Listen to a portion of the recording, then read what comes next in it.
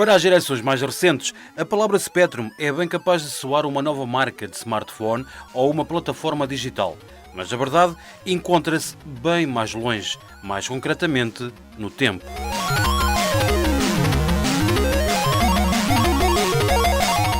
O tempo do Spectrum já lá vai, mas para quem passou por esses anos dourados da computação, nunca irá esquecer a primeira vez que digitou load aspas aspas ou perdeu mesmo a cabeça com a mensagem Tape Loading Error.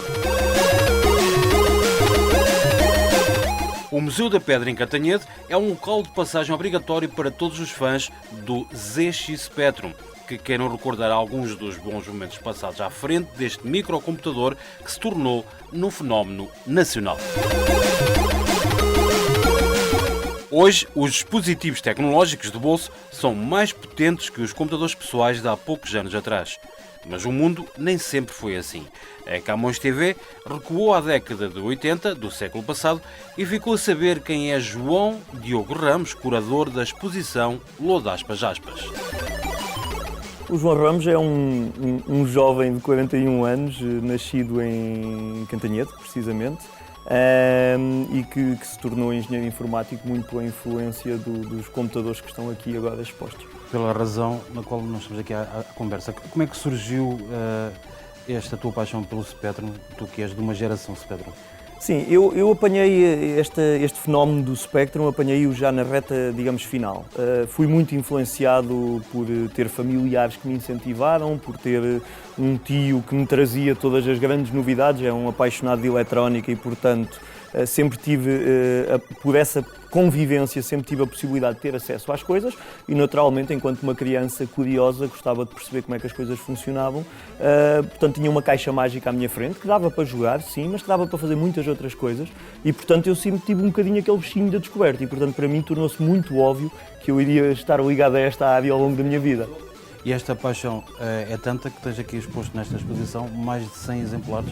Sim, não estão aqui mais de 100. A coleção tem cerca de 100 exemplares, um bocadinho mais. O espólio tem 100 exemplares? Sim, o espólio tem cerca de 100 exemplares. Atenção, estamos a falar de computadores, mas a coleção tem muito mais coisas. Portanto, aí se calhar faz sentido eu explicar isto um bocadinho. Ou seja, nós temos este computador, o ZX Spectrum, que nós se calhar pensamos já é um computador. Não, são muitos computadores, é uma família de computadores.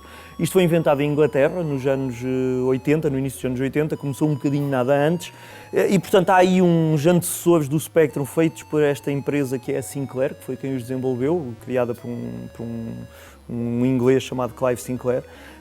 E, portanto, eles fizeram estes computadores e tiveram sempre a visão de que para isto se tornar uma coisa mais mainstream, mais disseminada pelas pessoas, era preciso que o preço fosse acessível. Importa até fazer a ligação disto à América. Portanto, nesta altura, a maioria dos computadores que existiam, estamos a falar de Commodores, Ataris, Apple, portanto, tudo empresas americanas que chegavam cá a preços completamente impossíveis para a maioria. A nível de custo, não é? Sim, a nível de custo. E, portanto, o Clive Sinclair, em 1980, define o objetivo de lançar um computador abaixo das 100 libras. Esse computador é desenvolvido, chama-se o ZX80, precisamente por ser, por um lado, 1980, por outro lado, porque o processador destes computadores chama-se Z80, um processador que ainda hoje é utilizado em diversos aspectos. E, portanto, este computador é, então, o primeiro computador a preto e branco, com características engraçadíssimas do tipo, quando se carrega numa tecla o ecrã pisca, porque tem a ver com as limitações do mesmo, mas o primeiro computador que começa realmente a ter sucesso a nível de volume é então o ZX81, que está ali com o número 3 e que muitas pessoas já reconhecem, porque muitas pessoas antes do Spectrum tiveram um computador daqueles. Não é o meu caso, eu já apanhei só o Spectrum, mas portanto aquele computador já tinha um bocadinho mais de memória, já começou também a ser vendido nos Estados Unidos alguma coisa destes modelos, já começavam a haver variantes feitas pela Timex, falaremos sobre isso depois, mas portanto é um computador ainda a preto e branco até que finalmente surge então o Spectrum em 1982. Poder-se-ia chamar ZX82, mas por causa de ter a cor foi então chamado ZX Spectrum. Estes computadores conseguem este feito porquê? Primeiro porque se ligavam a um gravador, que era uma coisa que já existia em casa das pessoas genericamente, e depois porque se ligavam à televisão. Portanto, tudo isso permitiu baixar o custo do equipamento e torná-lo mais acessível. Ora, eu há uns anos atrás, portanto, desde miúdo, tinha esta paixão pelo Spectrum, cresci com o Spectrum, até depois teve mudar normalmente para um IBM PC. Mas, portanto, ficou sempre este bichinho. Há uns anos atrás dei uma entrevista onde usei a expressão de eu sou da geração Spectrum, ainda sou dessa geração. E há cerca de 6 anos atrás, mais ou menos, ainda tinha muito material no sótão, não tinha nenhum Spectrum a funcionar, mas andava com a ideia de voltar a olhar para este tema. E numa feira de velharias em Coimbra, comprei então um destes computadores e pô-lo a funcionar e nesse momento decidi, ok, não, eu vou colecionar isto, colecionar não para dizer que se tem, colecionar com o intuito de preservar a história. Porque há aqui fenómenos muito interessantes. Sentiste e viveste isso tudo também? Sim, claramente. E depois por outro motivo, porque há uma, e nem toda a gente sabe disto, mas Portugal teve um papel muito importante nesta revolução que começou nos anos 80. Por causa da ligação desta empresa então inglesa Sinclair a uma outra empresa chamada Timex, americana, mas que tinha um polo de desenvolvimento em Portugal e, portanto, eu depois posso falar melhor sobre isso. Esta vitrine é do Made in Portugal. Nem todos os computadores que aqui estão são feitos em Portugal. Parecem, mas não. Aqui temos um modelo que se chama Timex Sinclair 2068. É um computador americano. Isto foi preparado em 82, se não me engano, e em 83 a Timex desistiu desta área de negócio, a Timex americana. Então o que aconteceu? Como estava a haver muito sucesso com isto em Portugal e havia capacidade para desenvolver estes computadores em Portugal, os portugueses pegaram na ideia e desenvolveram computadores mais avançados ainda com base nessa ideia. E isso deu origem à linha então que se chama Timex Computer. Portanto, quando algum de nós se lembra, eu tive um Timex, se foi em Portugal, de certeza que o que teve foi um Timex Computer. E isso nota-se aqui nos labels dos computadores. Fizeram primeiro, então, o 2068, fizeram em prateado e em preto, depois fizeram uma versão mais simplificada, que é o 2048, está aqui no centro, e os portugueses começaram a exportar estes computadores para a Polónia. E, portanto, este computador que aqui está é a primeira edição do modelo polaco, se chama UK 2086, o UK vem de Unipol Brito, que é o nome da marca Computer, com capa, e portanto é um modelo que está em exposição. Como em tudo o que faço na vida, decidi fazer uma coleção o maior possível, com o intuito de a poder mostrar, e pronto, isto já estava num estado em que já não cabia em casa e portanto, e brincando com a situação. A exposição Loa de Aspas foi o nome dado a esta exposição, que é feita então com base no espólio da coleção Geração Spectrum. Foi estruturada em várias vitrines neste espaço que o Museu da Pedra gentilmente preparou para o efeito. Isto não é a história da computação, isto é a história do Spectrum, é a história de tudo o que a empresa Sinclair e Timex fez relacionado com estas áreas. E estamos a falar, eu falei uma empresa, não é uma empresa, é um conjunto de empresas. Estamos a falar de empresas que fizeram calculadoras, fizeram rádios, fizeram aparelhos de alta fidelidade, fizeram veículos de transporte elétricos em 1980. E tudo isso tem bocadinhos que estão aqui expostos, porque eu depois de ter os computadores continuei a colecionar no intuito de estudar quem é que são as pessoas que estiveram por trás de tudo isto.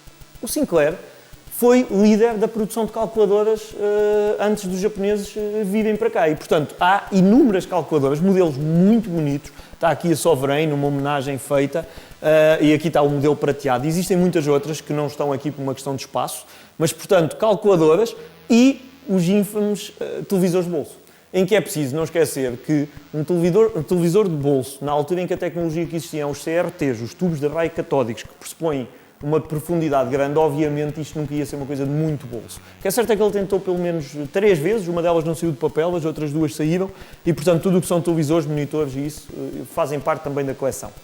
Começou a produzir sistemas de alta fidelidade, começou a produzir aparelhos de medida, multímetros, osciloscópios, esse tipo de coisas, aparelhos de medida que ainda hoje são vendidos, não os modelos dele naturalmente, mas porque a empresa continuou e hoje em dia opera sob o nome Tandar Turbi, e portanto estes aparelhos que temos aqui, quer da Sinclair, quer dessas outras marcas, ou da Radio Shack, uma marca branca inglesa, portanto eles faziam rebranding também de coisas.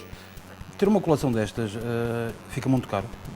Depende de quão maluco nós somos, e eu sou bastante. Ou seja, o que é que eu quero dizer com isto? É óbvio que há aqui muitas coisas que estão em exposição que só são possíveis precisamente por eu colocar um bocadinho dessa saudável loucura nas coisas. Ou seja, nós temos aqui computadores do Egito, nós temos aqui computadores da Argentina. Porquê Argentina? Porque foram produzidos em Portugal. O que nós temos aqui são desde Spectrums argentinos, e este no centro diz por trás Made in Portugal, portanto este ainda foi montado em Portugal, na Caparica, Portanto, era na fábrica da Timex que os computadores eram montados e enviados. Estes dois são clones do Spectrum brasileiros. Este é um clone do Spectrum espanhol. E um Spectrum parece igual a todos os outros, mas é egípcio, veio do Egito. A particularidade deste é que o distribuidor no Egito mandou alterar o computador de modo a que ele permitisse escolher, tem aqui um interruptorzinho que permite escolher se deve funcionar normalmente como o Spectrum normal, portanto em inglês, ou se deve funcionar com caracteres árabes. E portanto da direita para a esquerda, e se virem com detalhe, temos os autocolantezinhos dos caracteres árabes nas teclas.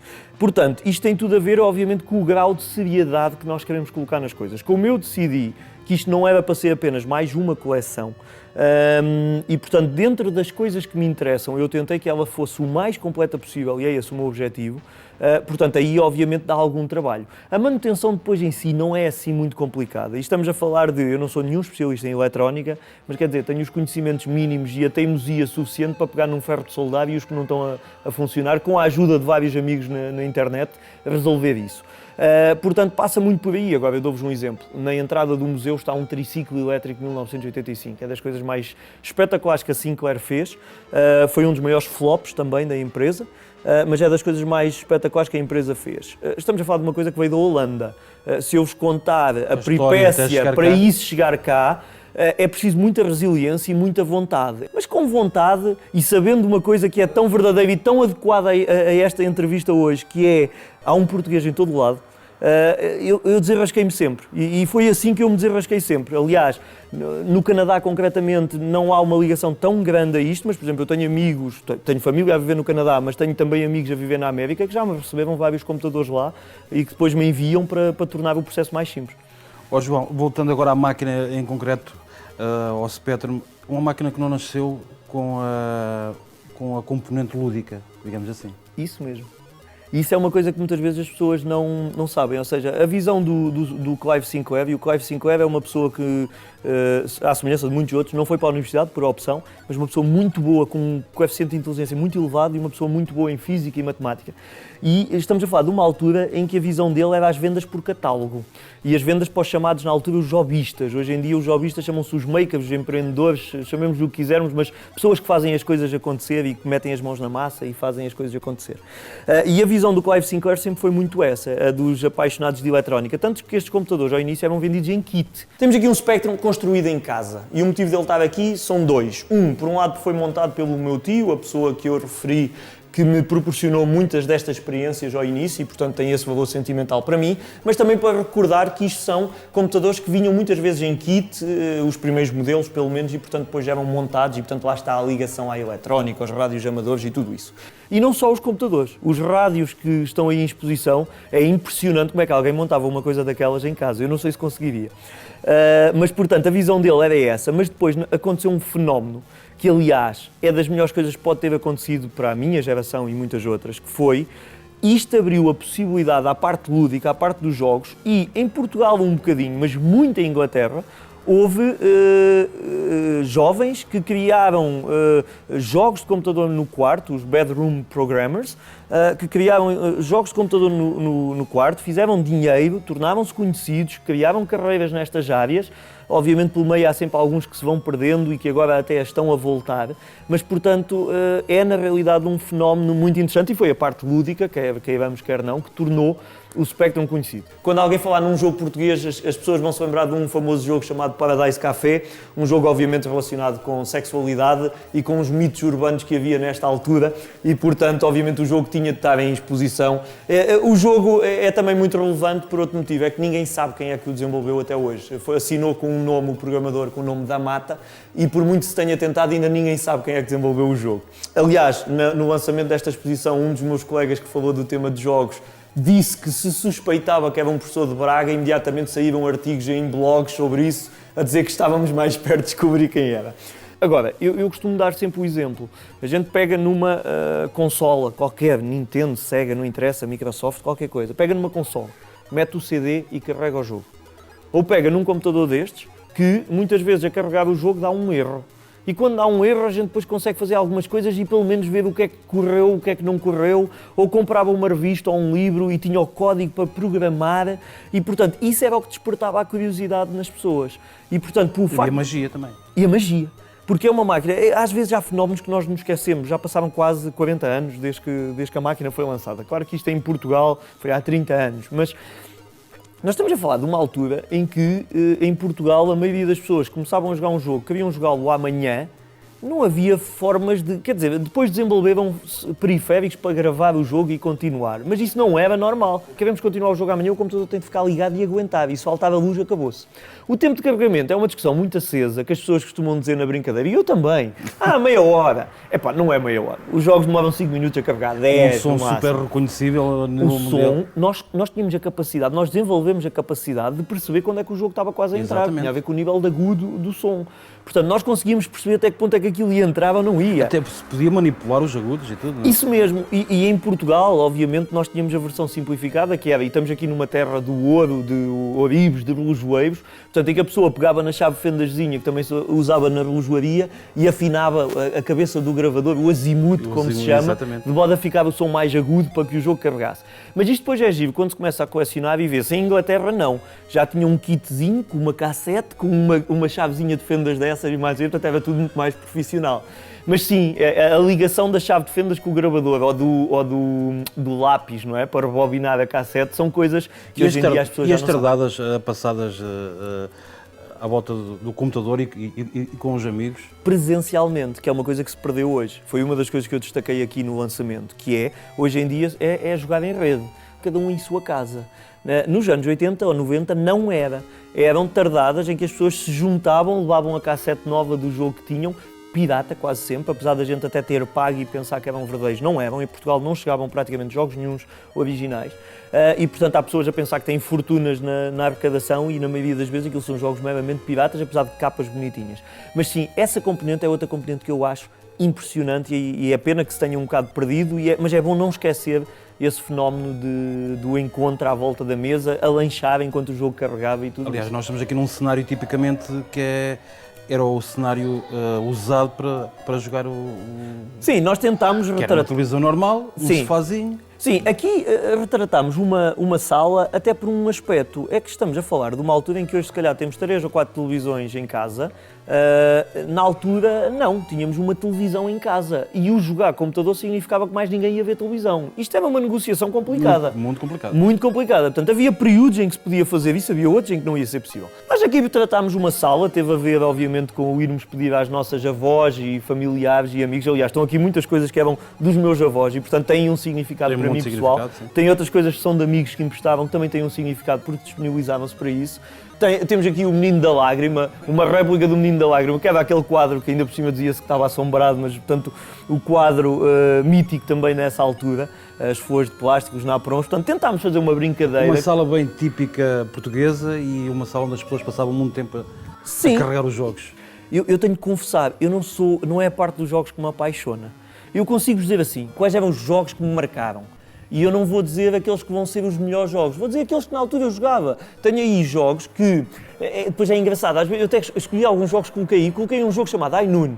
O Ainun é um jogo muito simples, com 2 pistoleiros e uma carroça do faroeste, e em que as pessoas estão-se a tentar matar uma à outra, e que tem o pormenor de quando alguém morre, toca a marcha fúnebre. O jogo tem uma particularidade, que carrega num instante, e portanto, para efeitos de demonstração é engraçado. Não é um jogo do melhor do que o Spectrum pode ter, mas o que é giro é que eu escolhi o jogo, entre outros, entre o Fênix e outros que aí tenho, e o Pijama Dama, que era um dos jogos que eu mais gostava na altura. Mas, portanto, eu escolhi o jogo porque me dizia alguma coisa a mim, e quando começam a chegar aqui pessoas, tive aí um amigo a dizer-me: eu ainda jogo isto com colegas a dinheiro. Portanto, ainda fazemos torneios disto. É óbvio que há outros jogos, o Match Day, o Daily Thompson, que era um outro jogo de desporto. Havia muitos outros jogos conhecidos. O Alien Revolution, um jogo feito em Portugal e que está aqui retratado até como homenagem. Um dos primeiros jogos com algum sucesso a ser feito em Portugal. E, portanto, lá está. Mas eu acho que a experiência dos jogos é uma experiência muito pessoal. Ou seja, cada um vai ter aqueles que o marcaram, independentemente se o jogo é bom ou não é bom. Era bom para nós, traz-nos recordações, e eu acho que toda esta coleção tem muito a ver com recordações e história. História de não se perder, história não de historiador que andou academicamente a fazer isto, não. Eu gosto de fazer o contrário, que é olhar para os objetos e tentar perceber porque é que há determinadas coisas que foram feitas em Portugal. E às vezes aparecem, em Portugal e não só, mas aparecem algumas coisas estranhas e isso interessa-me. Temos uma coisa que está aqui um bocadinho desfasada, mas que eu acho que é uma peça de tecnologia tão interessante que eu quis ter nesta coleção, que é um relógio da Timex. A Timex tem milhares de relógios, mas este relógio tem uma particularidade, ou tem várias. Foi um relógio que foi feito em parceria com a Microsoft. Foi um relógio anunciado pelo Bill Gates. Foi um relógio que a NASA certificou para ir em viagens espaciais para o espaço. E, portanto, é o primeiro relógio que tem a capacidade de se apontar para um ecrã de televisão das antigas e descarregar por infravermelhos informação para a agenda. Como é que uma pessoa imagina uma máquina do tempo, uma pessoa, um jovem atual, recuar para esta década? É muito difícil. Como é que eles iam se adaptar a isto? É muito difícil. Uma sociedade que agora é super rápida. Sim, primeiro, a vida é vivida a uma velocidade totalmente diferente hoje em dia. A nossa capacidade de concentração no que quer que seja, e eu também sou um mau exemplo disso, estou sempre a fazer multitasking, a mudar de coisas que estou a fazer, mas a nossa capacidade de atenção é extremamente reduzida. Agora, é preciso considerar que isto surgiu numa altura em que a alternativa a isto era nada. A alternativa a isto é não havia outros jogos. Portanto, ok, a gente esperava 10 minutos, chegava ao final e a cassete dava erro e o jogo não carregava. Podíamos ter vontade de jogar o computador contra a parede, mas não ia haver outro, não havia dinheiro para isso. Portanto, é preciso perceber isso. Depois, obviamente, é extremamente difícil transmitir estas sensações. Bem-vindo! Já tem jogo! Uma das coisas que eu acho que as pessoas reconhecem aos jogos de Spectrum é, apesar da simplicidade, e aqui estou a dizer Spectrum genericamente, os jogos desta altura, os computadores de 8 bits, é que era uma simplicidade nos jogos enorme, mas uma experiência de utilização, única. E há coisas, por exemplo, há um jogo que eu há bocado falei, o Daley Thompson, que é um jogo de atletismo, decathlon e mais não sei o quê, portanto, das provas relacionadas com o atletismo. Onde a pessoa tinha que fazer um Lembras-te disso? Lembro-me disso. Isso destruía joysticks e teclados, porque basicamente No era a teclado velocidade, era basicamente assim. era a alternância de duas teclas que fazia o jogador correr mais depressa. Mas ninguém se vai queixar que teve tendinites disso na altura, as pessoas lembram-se foi. Exatamente. Aquilo A é emoção, impressionante. a emoção mesmo. E portanto é isso mesmo, ou seja, as sensações que perduram desses jogos, numa altura em que não havia, é óbvio que se a gente disser assim, está aqui o telemóvel ao lado, queres jogar o telemóvel, carrega na hora, tem gráficos muito melhores, ou queres jogar uma coisa destas, se calhar a pessoa usava o telemóvel, eu também percebo isso. Agora, na altura, isso não era uma opção.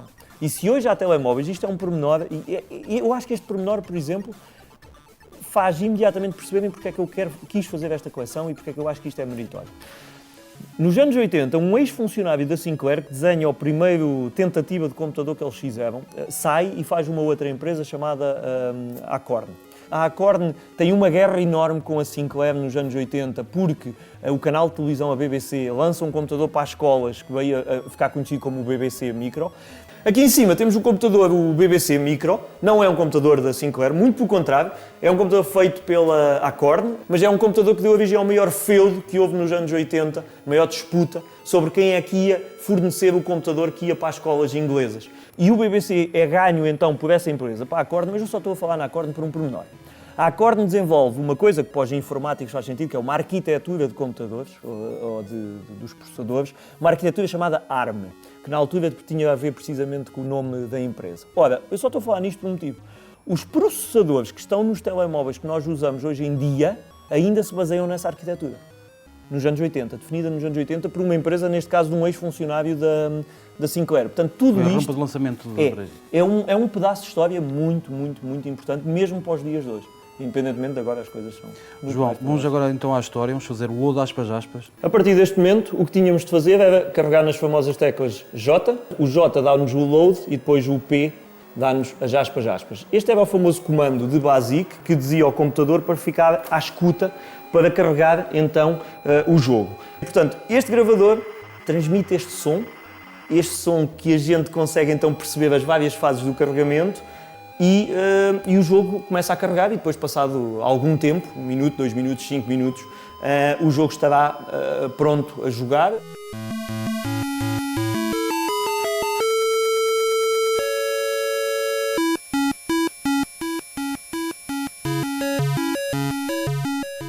E foi esta a visita à exposição Loda Aspas Aspas, em Cantanhede.